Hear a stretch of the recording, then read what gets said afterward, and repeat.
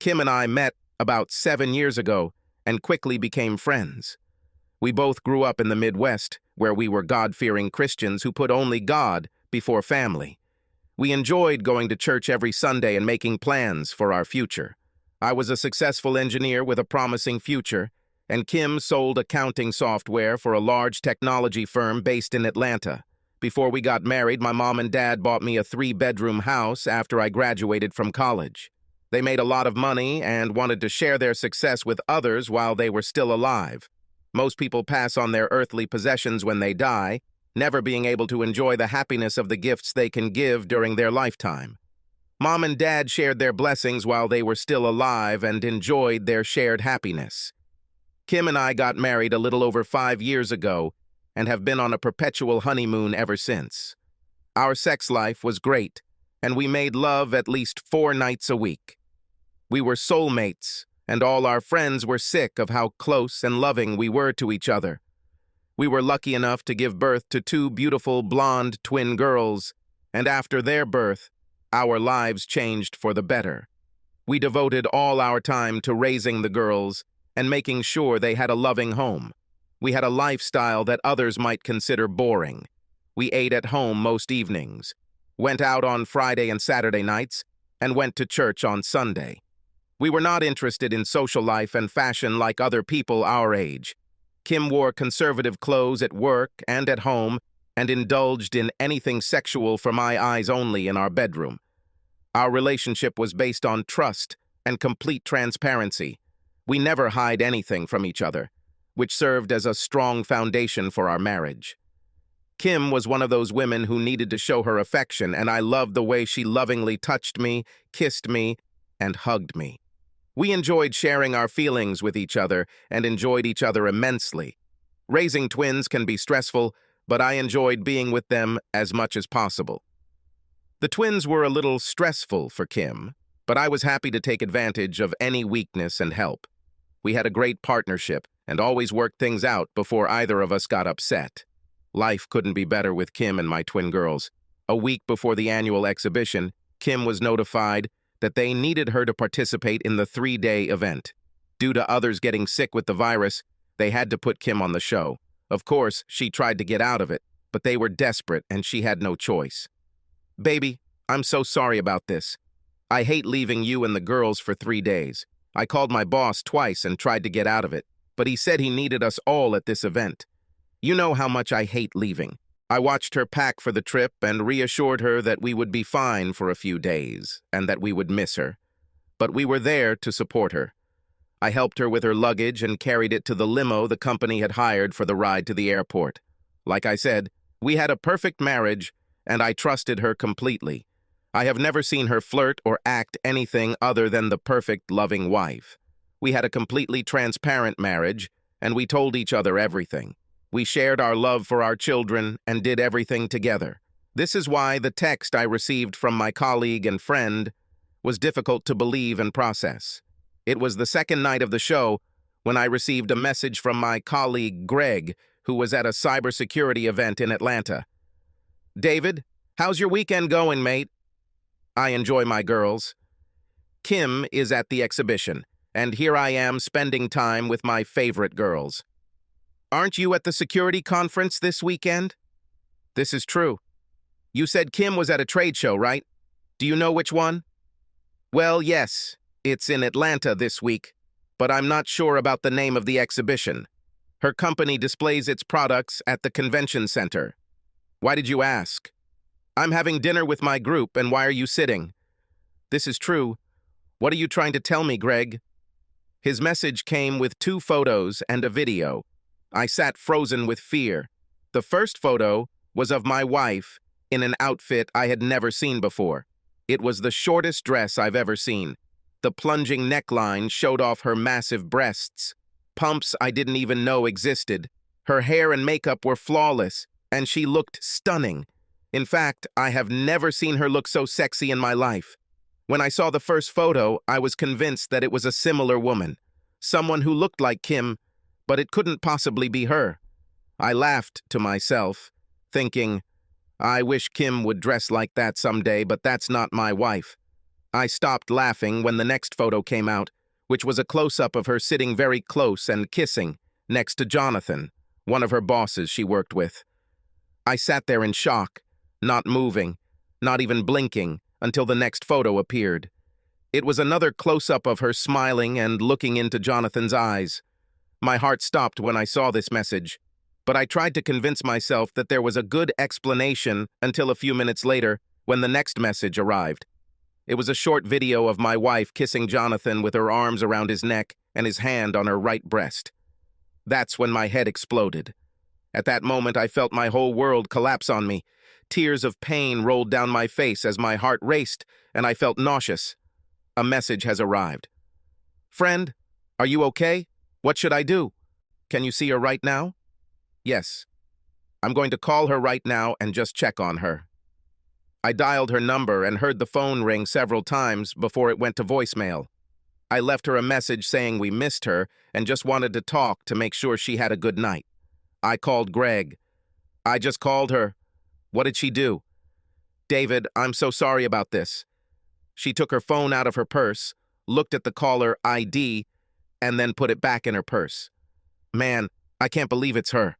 I mean, I've never seen her act or dress like that. David, I never realized how hot your wife was. Sorry, that's not what I meant." "It's okay, Greg.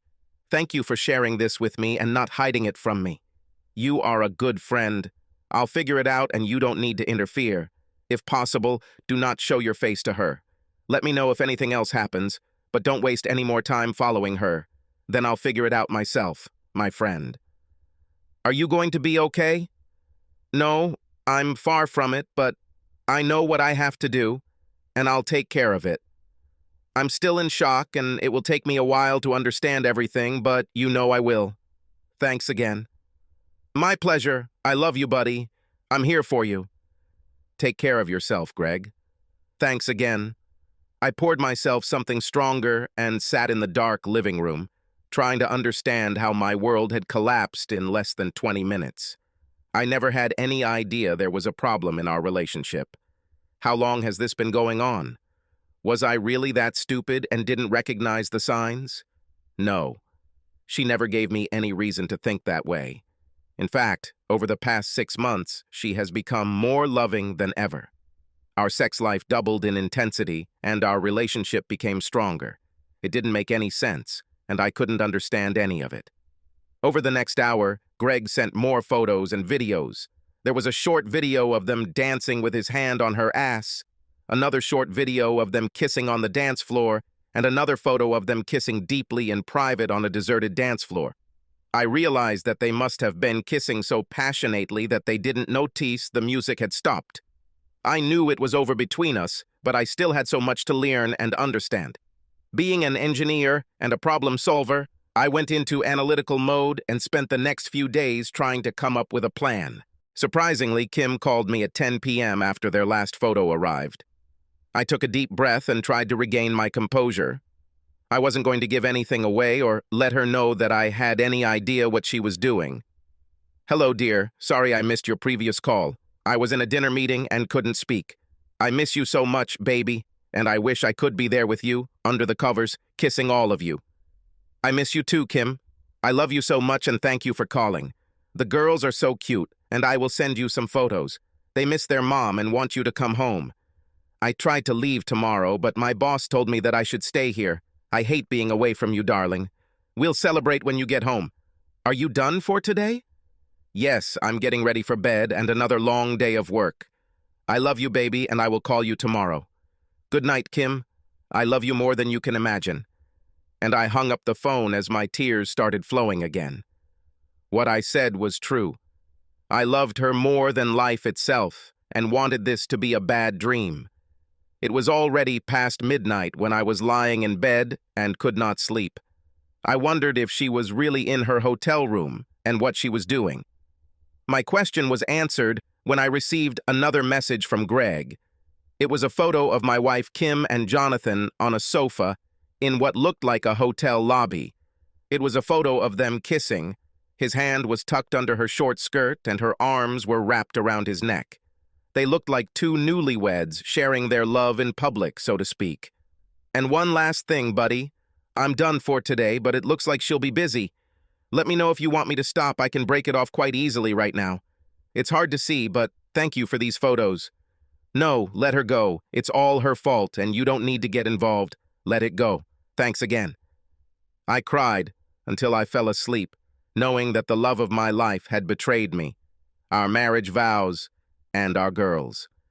Sleep finally took away the pain and tears until I woke up the next morning. There were several loving messages from Kim with hearts, kisses, and emojis. She confessed her love and said how much she missed me and the girls.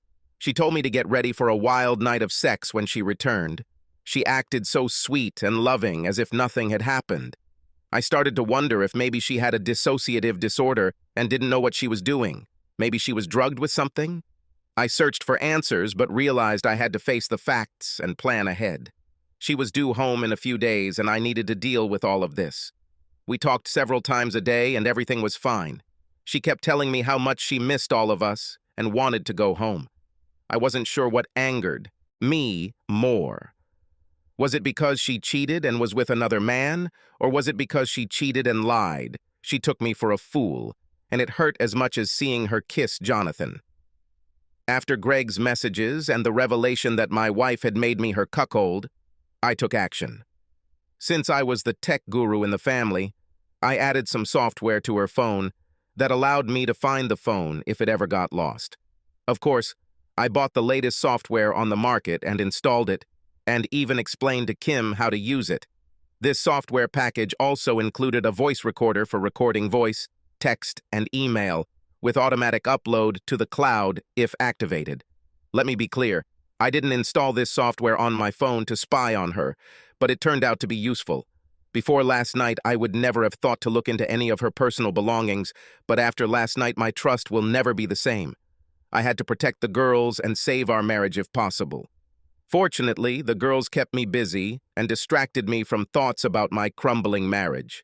Making breakfast, cleaning up after them, and playing with dolls with them was something I loved and cherished. I'm not sure if you've ever had to take care of 3-year-old twins, but let me tell you, it's quite a workout. It was 2 p.m., and I finally got the girls to take their afternoon nap. I showered and cleaned up the house before sitting down at the table to catch up. Kim sent me 6 more loving messages and said she would call me at 5 p.m. after they were done for the day. After reading them, I accessed the cloud from my laptop, logged into her account, and looked at everything that had been downloaded since I activated the recording spyware. I sat in shock as I read the messages being sent to Jonathan. Here are a few of them. You were amazing last night, baby. I can't wait to be together again tonight. Thank you, kitten. I liked it too. Can we go back to my room after we finish before dinner? Absolutely, but I need to call my husband before we go. I should be ready by 5:15. Does hubby have any idea about us? Of course not. He knows I love him, and I'll make sure he keeps thinking that. What we do is something he never needs to know about. We've kept it a secret for over 6 months, and he has no idea. I know how to handle him. Don't worry. I had to stop reading because my anger was becoming all-consuming. Kitty? Did he call her kitten? That's what I called her when we had sex and made love. Did she give him that too? Was I really that stupid and had no idea? What kind of fool was I? I dropped my laptop on a chair, jumped up, and screamed. I grabbed the lamp from the table and threw it forcefully into the wall, breaking it into 1,000 pieces. The anger I had learned to control now took over. I was about to break another lamp when I heard the girls crying. The crying brought me back to consciousness, and I immediately regained control of myself. I went into the bedroom and held both girls in my arms until they stopped crying and calmed down. I let them play in the living room while I sat down on a chair with another strong drink after cleaning up all the glass, following my temper tantrum. In my opinion, the marriage is over and it's time to take action. I didn't have the willpower to listen to their conversations anymore or look at any of the other downloaded files, so I just let them accumulate in the cloud. I decided the best course of action was to play along with Kim, just like she played with me. I intended to act like a loving husband when I formulated my plan of action.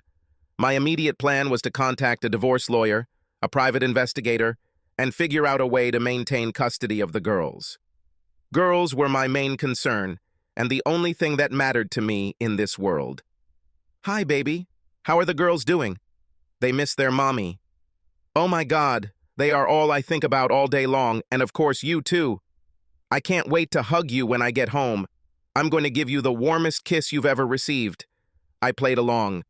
"Oh baby, I think about you all day, and I can't wait to hug my loving, sexy wife. Soon, baby, we'll be together again." Somehow I held it together, and the call lasted exactly 15 minutes. At 5:15, she ended the call and said, "I love you, David. I need to go now. The bus leaves back to the hotel, and I need to leave. I'll write to you later. I love you." Another easy-to-tell lie. She was definitely good at it. "I love you too, baby. More than you'll ever know." The pain of her lies and deceit has now been replaced by contempt, anger, and riveting. I was going to destroy this woman and make her pay for her lies and deceit. I truly loved this woman with all my heart, and it was the hardest thing I have ever had to do. I met her at the airport, and she hugged me and kissed me just like she promised. Either she was a better actress, or she really loved me that much. Was she just using Jonathan for sex? I continued to be confused by her antics. She spent an hour with the girls and enjoyed being with them. That night in bed, she was overly affectionate and repeatedly told me how much she missed me and the girls, and she hated that she was away from us for so long. She said that all she thought about was being with me like this, now, in bed, holding each other. She was gentle, loving, and completely different from the woman who was at the fair. I was loving too, and I really enjoyed being with her that way. It felt good, and I wanted it to be real because being with her is how I wanted to spend my life. But I knew it would all be over soon. I never let her know what I learned, and I gave her my love and satisfied her every night. Anyone who saw us would think we had the most amazing relationship and would be jealous of our love for each other. This went on for 3 months, and I tried to look for any signs of an affair, but there was nothing to point to. She returned home from work at the same time every evening, no unusual phone calls or text messages. I even thought that maybe it was all a mistake and everything would work out. Mr. Bryce, a private investigator, called me and made an appointment for the next day. I drove downtown to their office and sat in their conference room. "Good afternoon, David. Good to see you again." "It's good to see you, Mr. Bryce." "David, I wish I had nothing to report, and I wish I could tell you that you were wrong, but unfortunately, I have bad news." "Are you ready to see our investigation?" I sighed and said yes. I hoped for the best, but I also knew what was going on between Kim and Jonathan. Mr. Bryce produced a thick leather 3-ring binder and placed it in front of me. There were several sections with tabs labeled text messages, voice transcripts, video calls, phone call transcripts, and photos. "Mr. Bryce, before we reveal this, I am very confused because for the past 3 months, I have been closely monitoring her movements and schedule, and this is nothing unusual. She was the perfect wife and lover, and nothing makes sense." "Well, let me walk you through this and see if anything clears up." I stopped looking at cloud files because my heart couldn't handle the texting and prayed for the best. Of course, this was not meant to be. There were more than 75 pages of text messages, 25 pages of emails, 75 pages of time-stamped photos of them going in and out of hotel rooms together. There were over 82 video calls and 50 pages of phone conversations. Kim and Jonathan have been visiting this motel at least 4 times a week for the past 3 months. You can see their photos every day at 1 p.m. They spent an average of 2 hours together during each visit. It seems that for the past month there have been 2 men who have been visiting your wife 4 times a week. Do you recognize this man? Oh my God, is this Jason Sinclair? Is he the CEO of her company? Are you saying she's cheating on me with 2 guys and one of them is the CEO? Sorry to have to tell you this, but based on text messages, phone calls, and videos, he is clearly having a sexual relationship with your wife. The video call labeled balcony actually captured him making love to your wife as she leaned over the railing. I think they felt untouchable and didn't realize they were being filmed. Our 8K video captured close-ups of their faces, and our audio captured them as well. He played the video on the 80-inch display. There was Kim, my wife, leaning over the railing with her CEO standing behind her. I felt nauseous. I had to leave the room for a few minutes to recover. I went back to the conference room and forced them to continue because now I wanted to see what she was doing. The video marked Balcony 2 shows your wife with Jason and Jonathan at the same time. I'm so sorry I have to show all this, but since they were in public, you can use these videos if you decide to continue with your divorce and custody battle. I sat with my mouth open in amazement. I still found it hard to believe that it could be Kim, and I prayed that this would all turn out to be one huge mistake. David, we've looked into Jonathan Wilkes and Jason Sinclair. We found the following. Jonathan has been married for 10 years and has 4 young children. Mr. Sinclair has also been married for 25 years and has 3 grown children.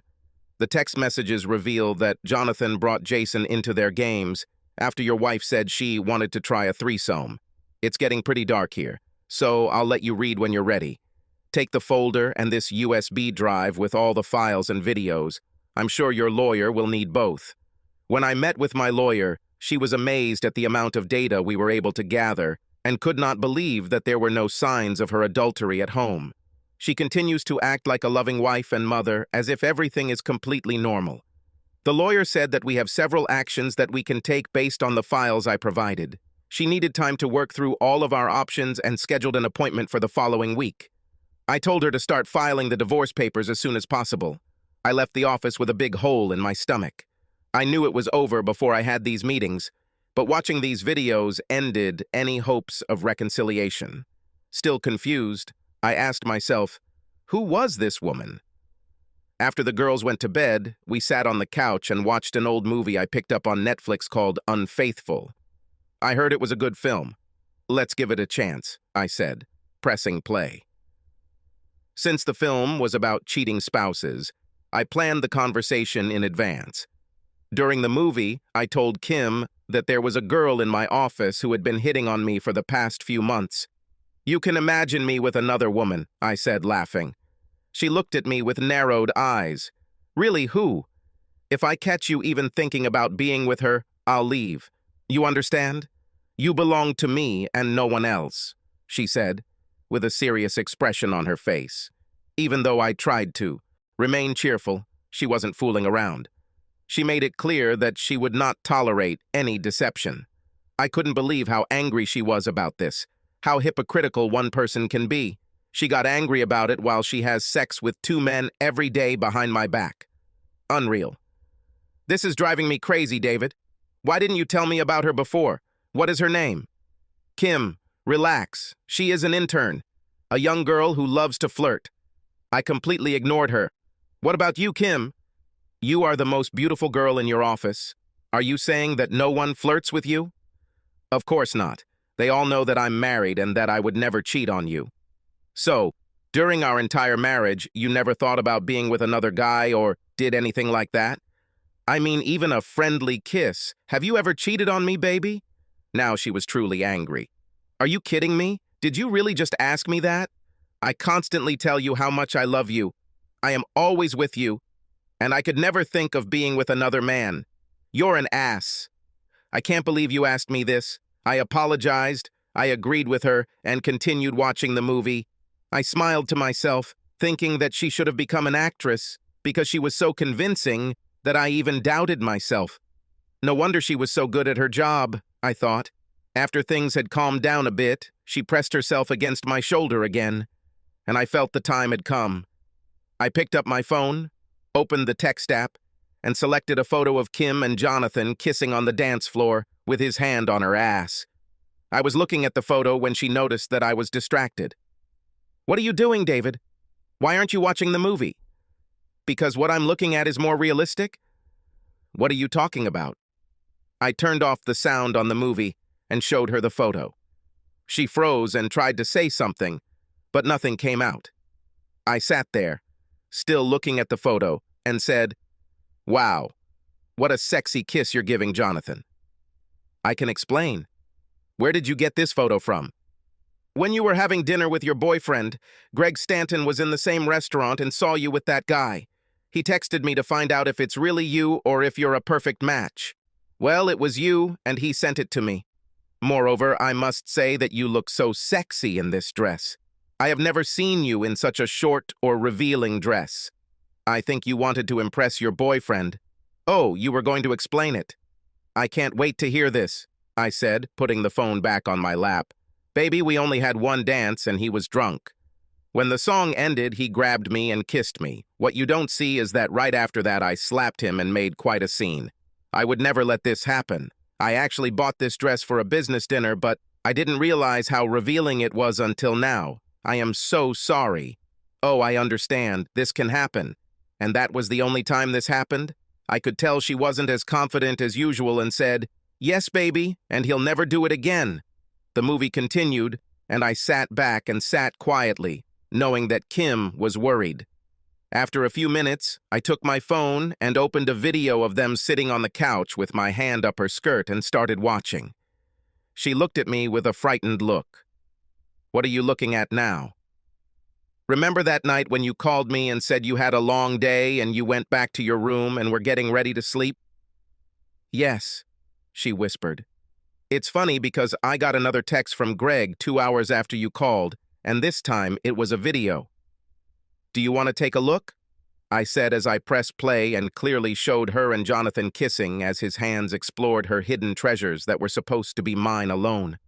"I can't wait to hear a new explanation," I said, smiling. Now my anger was gone, and all I felt was contempt and amusement at her reaction. "Oh my God, David, I am so sorry." After we got off the phone, Jonathan called and said we needed to discuss the problem with one of the clients we were meeting with in the morning. He asked me to go down to the lobby to prepare for the meeting. I barely remember this video because I had a few drinks and got a little drunk. You know how I am when I'm drunk. I know the video looks bad, but nothing happened after that. I remember exactly how I went up to my room. I told him to stop, was happily married, and left. Nothing happened. You have to trust me.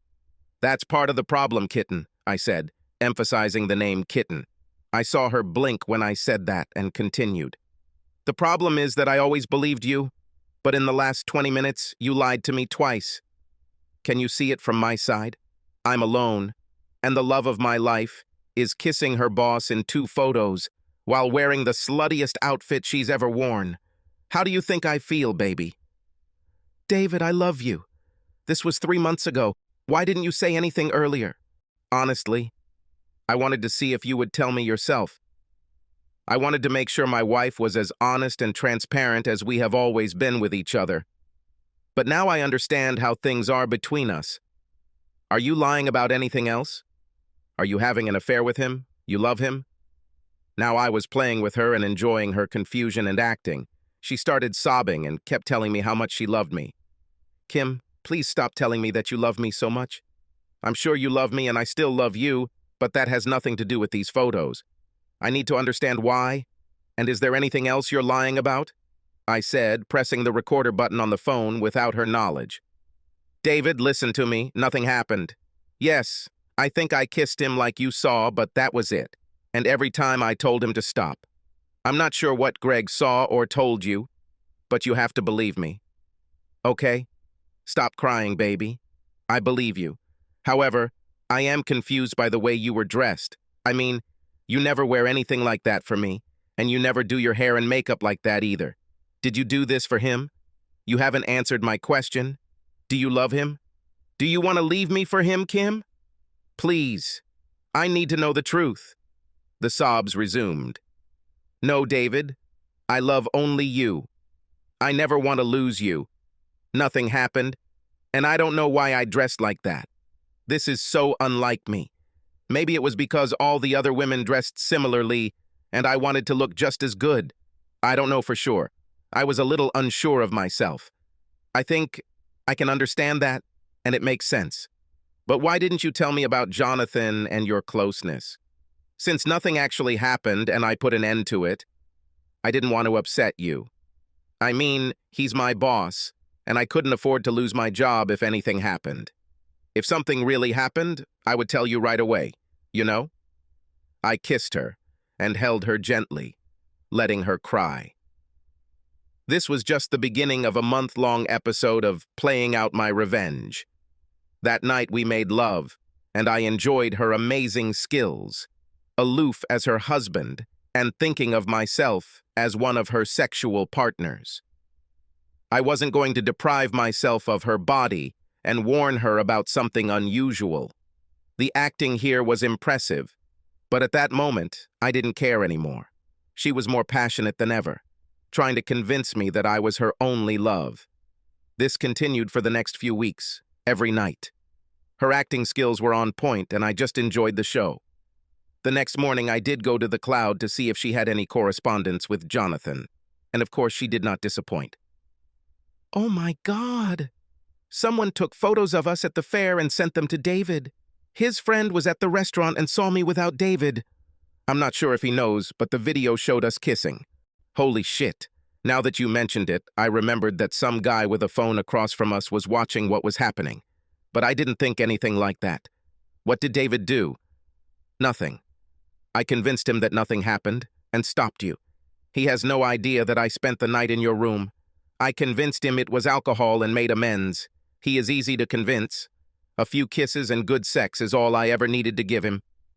Be careful, baby.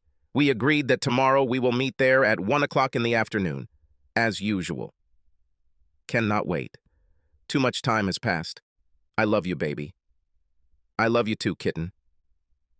This was the last message, and I sat in silence, thinking about all this. Yes, obviously, I was the biggest idiot in the world, but revenge is sweet, and I walked the scorched earth. But I took the time to enjoy Kim's antics and see how many more lies she would tell. The first thing I did, of course, was take care of my financial situation, transferred funds, closed accounts, and so on. I left my main Visa card open and lowered the limit to $2,500 to control any damage it might cause. Since Kim had no idea how upset I was, she never thought I would change anything. I confirmed to the lawyer that since the house belonged to me before marriage, I would not have to leave the house once she was notified. Of course, I prepared the infamous email that I eventually sent, including video, text messages, and photos, to all of her friends, family, and work colleagues. I also created duplicate 3-ring binders from my personal account for Mrs. Sinclair and Mrs. Wilkes to share their pain. I would post this at the same time everyone is notified and cases are being filed. I asked my lawyer to prepare to file public civil lawsuits against both Jonathan, her boss, and Jason, the CEO of the company. Since the company was one of the largest technology companies on the East Coast, my lawyer was thrilled to have the CEO involved. We were going to make them a settlement offer before going public with how the CEO and managers were sexually harassing their employees. We worked with child guardian services attorneys to obtain full custody of the children and prepared the documents, file, and binder for the investigation. Over the next few weeks, everything seemed normal. We loved children and spent time together every day as usual. We went to dinner and discussed everything, avoiding the big elephant in the room. I'm sure my silence on the matter drove her crazy. Not knowing what I was thinking must have been exhausting. I decided to have some more fun with Kim and asked a few questions. So, Kim, did your boss take any steps against you after the fair? Do you want to tell me something? From her conversations with Jonathan, I knew that they still met every day at the hotel. I wasn't sure how she could control herself and lie so easily. It was funny to watch her reaction, and now I can even tell when she was going to lie. She calmly answered, "No, nothing at all. It's weird because we both act like nothing happened. And it's true, nothing actually happened. He was a total professional, and we rarely even talk because we are so busy with our projects." I just sat there with a cheeky smile, still amazed that the mother of my children and the love of my life could lie to me so easily. That night, I released the last of the anger that was still bubbling inside my body. I challenged her and took full advantage of her that night. Oh my God, David, what came over you? You are a wild man today. I have never seen you so rude and unbridled. I liked it.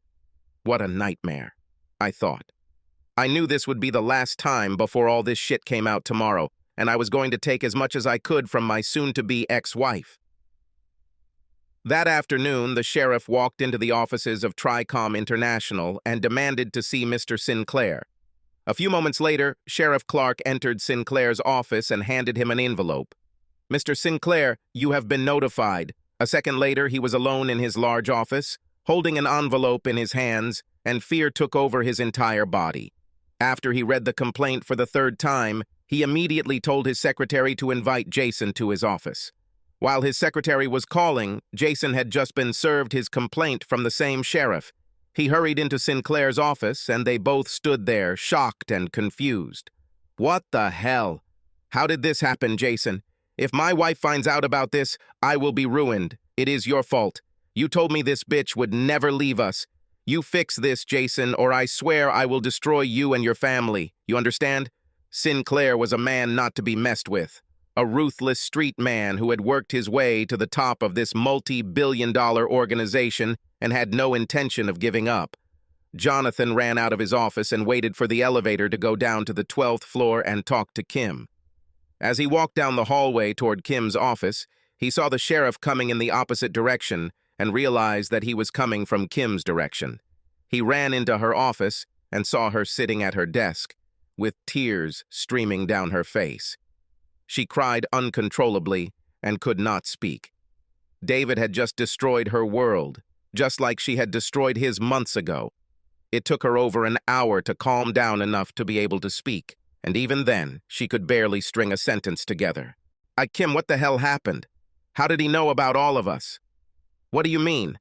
I was just served with divorce papers. What do you mean by us?"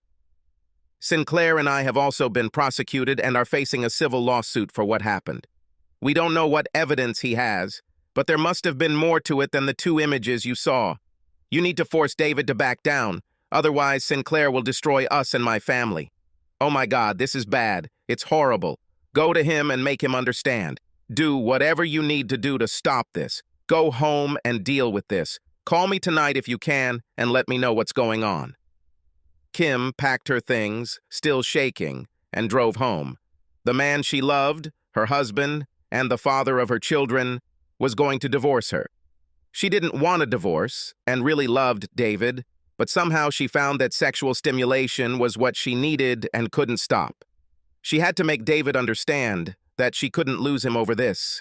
She returned to an empty house. The girls were at David's sister's house, as they were every afternoon, while they both worked. She called David's sister and asked if she could leave the children overnight. She didn't ask why, but of course Katie was happy to have the girls over for the night. Kim took a shower, fixed her hair and makeup, and waited for David to return from work. At 6 o'clock, she heard the garage door open and nervously waited for him to enter the house. "Hi, Kim. I didn't expect to see you tonight. I assumed you'd be with Jonathan. Oh, wait, he's married and has kids. I think this might be awkward. David, please, let's talk." She took his hand and sat him down next to her on the sofa. She looked surprisingly put together and much nicer than usual when she met him. He expected this and continued to play the game. "David, as you already know, I was notified today. But do you understand that I don't want a divorce? I need you, and I love you. I won't sign these papers. Jonathan means nothing to me. Yes, we had sex, but it was not love. I just needed it, and I'm so sorry. I'll never do this again, I promise." "Oh, do you promise? I think I can trust you now. So yeah, I'll just forget everything and we can go back to normal," I said, with a loving smile. Kim grabbed me and kissed me. "Thank you, baby. I love you so much. I'm glad that you forgive me and understand. I will never lie to you again." This was a surprise. I was sure that she understood that I was being sarcastic. I pulled back and pushed her away. "You're crazy, woman. I can never trust you again. After all your lies and deceit, There is nothing left. I gave you so many chances, but you continued to lie, fool me, and ruin our lives. I know all about your daily hotel lunch meetings with your bosses. Did you really think that I would take you back after what you did? Have you ever thought about the harm you are doing to girls? There's no way I can close my eyes to this. But you have to. And why are you going after Sinclair and Jonathan? Well, your fuck buddies are also your CEOs and CEOs of a multi-billion-dollar company. After I leave your ass, I'm going to need money to properly support the girls, and considering they're partly responsible for destroying our marriage and my life, I'm going to destroy them too. I intend to destroy their family, harm them financially, and use them the way they used you. Kim had never heard David talk like that, and she had never seen him so angry and focused. The gravity of the situation finally dawned on her, and she realized that she was no longer in control of the situation or her husband. All she could do now was beg. So, with tears in her eyes, on her knees, she held David's legs and begged for forgiveness. David really felt sorry for her, but his rage overcome this weakness, and he carried her to the sofa. In a soothing voice, David addressed Kim as if she were a child. Listen to me, Kim. You need to pack your bag and go to your mom's house for a few nights. Find a lawyer, and then we can set up a meeting to discuss everything. In the meantime, a word to the wise, I advise you to stay away from Jason and Jonathan. Things are about to get ugly. Later that evening, at her mom's house, she explained that she and David had gotten into a little fight and needed to be with her for a few days. At 11 p.m. that same day, she called Jonathan on his cell phone. Jonathan asked her to wait and quickly connected Jason with a three-way call. Jason, are you here? Kim, are you there? Yes, we are here. Sinclair began the conversation.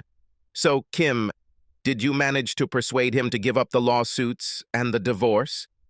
No, in fact, he kicked me out and warned me to be careful because it could lead to trouble.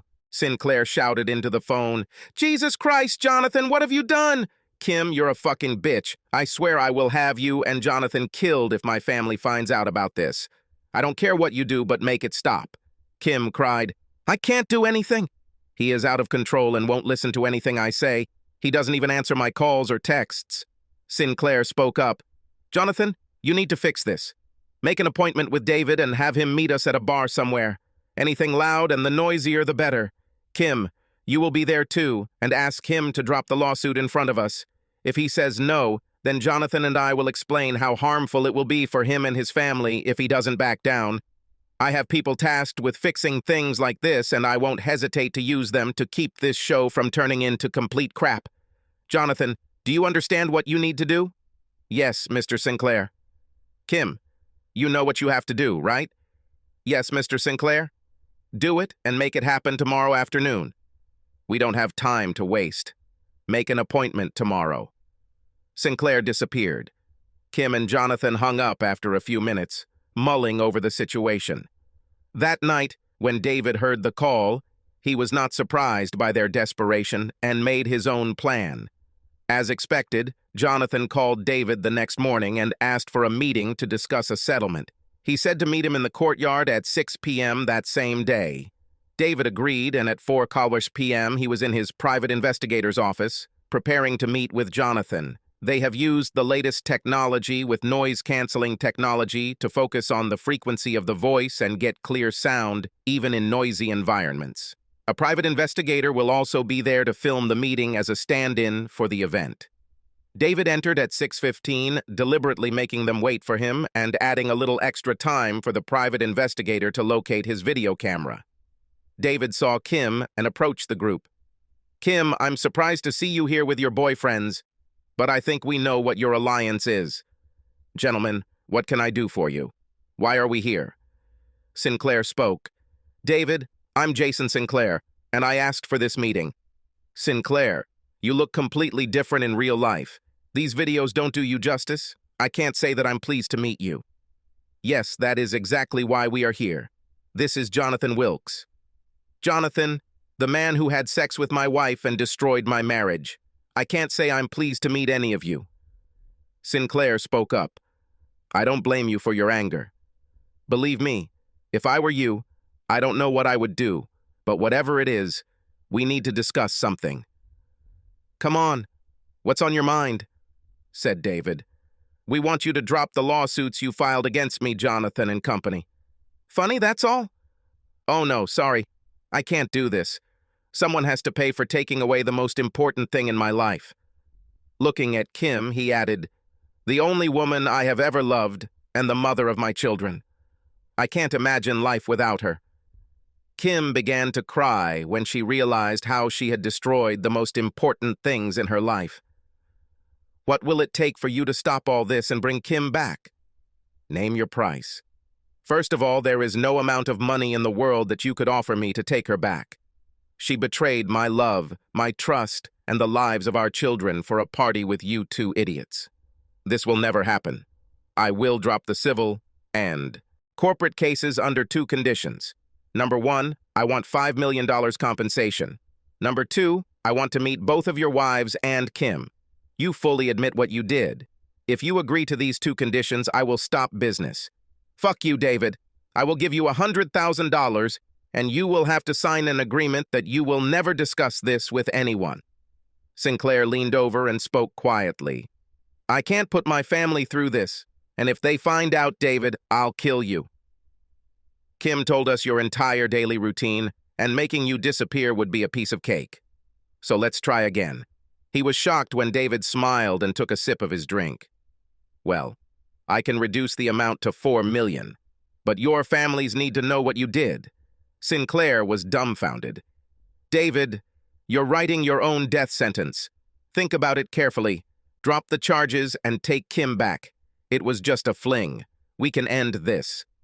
David took out his phone and sent 2 text messages, opened his email and sent the email he had set up. All videos and images, text messages, have now been sent to all of Kim's friends, her family, and work colleagues. The 2 text messages David sent were to the couriers who were sitting in front of Jason and Jonathan's house, awaiting his instructions. The message said, "Deliver the package," and within minutes, Mrs. Sinclair and Mrs. Wilkes now had duplicate 3-ring folders containing all the photos, videos, messages, phone calls, and evidence of their affair. Sinclair began to get angry and shouted due to David's inattention, "What the fuck, David? I'm talking to you." "What are you going to say? Will you drop the charges?" "My answer to you, Jason, Jonathan, and my wife is, go to hell." Just then, Jason and Jonathan's phones rang. Both their wives were talking on the phone. I saw Sinclair's face turn red, and he looked at me with angry eyes. I saw that Jonathan was in shock and actually saw tears welling up in his eyes. Kim looked at me and asked what was going on. I replied, "Check your email in a few minutes and I think you will understand." Sinclair hung up the phone with his wife, pointed his finger at my chest, and shouted, "You're dead, David. I'm going to cut your throat and watch you die like a dog." He turned and left the bar. Jonathan looked at me and simply said, "Why? Why did you do this to me?" I was amazed that he asked something so stupid. "Really? You used my wife, the love of my life, and the mother of my twin girls every day for the last 6 months, and set her up with Sinclair for a threesome, and you're surprised someone would strike back. Everything I sent to your sweet wife was for her benefit, so that she would know what a degenerate predator you are, and how you have ruined so many lives." Kim's phone started ringing when her sister, brother, aunt called her just a few minutes later. Now they all watched the videos and photos, and they had a lot of questions. She said she didn't know what they were talking about, and then opened her email to see what I had sent. Her jaw dropped, and she looked at me angrily. "How could you do this to me? You've made it too easy, baby. I really love you, but it's over between us. And after I give this audio recording of this meeting to the police and social services, my lawyer is almost convinced that I will get full custody of the girls, and you will be lucky to avoid jail. Sorry, kitty. Yes, kitten, that's my pet name for you that you shared with your bed buddy. I know it all, princess, and now you must pay for all your actions." To avoid becoming public knowledge, Tricom settled the lawsuit by paying David Hunter $2 million. Jason Sinclair was suspended as CEO and fired without severance for violating the morals clause in his contract. He lost more than $10 million in stock options and a $5 million severance agreement. Sinclair is also serving a 5-year sentence for conspiracy to commit murder, along with several other charges, after they investigated his business dealings. Sinclair's wife divorced him while he was in prison and crucified him financially. He will leave prison penniless, without a family and without a place to live. This news made David feel a little better, and he even smiled for the first time in months. Mrs. Wilkes also divorced Jonathan, leaving him no money, no home, no child support, and no half of his income in alimony. He was fined $1 million in a civil trial for conspiracy, adultery, and loss of affection in David and Kim's marriage. He had lost his job and was now working as a day laborer. David was still enjoying his revenge when he received news of Jonathan's fate. He was forced to file for bankruptcy and began living under an overpass near where the day workers gathered. This also gave David some pleasure, and he again found himself smiling more often. Kim was sentenced to 5 years in prison, but with David's help, the sentence was reduced to 1 year of house arrest and 4 years of probation for conspiracy. She lost her fight for the children, and David now has full custody. Because of the evidence and the crime, she was not successful in her divorce. The house belonged to David, so she had nowhere to live. Before she was fired, she made the same amount as David, so there was no child support. Kim fell into a deep depression and now lives in her mother's basement. The family turned on Kim for what she did, which caused her to lose visitation rights with her children.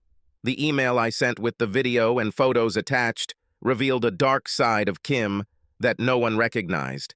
This had the desired effect and completely destroyed the Kim family's support network. No one can seem to forgive Kim, including Kim herself. She is on medication due to 3 suicide attempts. She's been in and out of mental hospitals for the past 6 months and can't forgive herself for all the lives she helped destroy. David now spends all his time with the girls. Not having to work after the divorce allows him to devote his life to his children. The children have not seen their mother since the suicide attempt, but they have a strong support group in David's sister and mother. The girls will be fine, and this traumatic episode will not have any lasting effects on them. Revenge was sweet, but revenge would never fully heal David's wounds. He still loved Kim and forgave her, but he would never forget her. The girls kept him busy, which prevented him from feeling lonely. Because of betrayal, lies, and deceit, it will be years before David can love and trust again. It's amazing how little things can have a far-reaching impact on so many people. Be careful. Subscribe to our channel so that your second chaff doesn't cheat on you, and go ahead and listen to the next story, because this story is nothing compared to the next one. If you're under 18, don't even think about listening to the next one.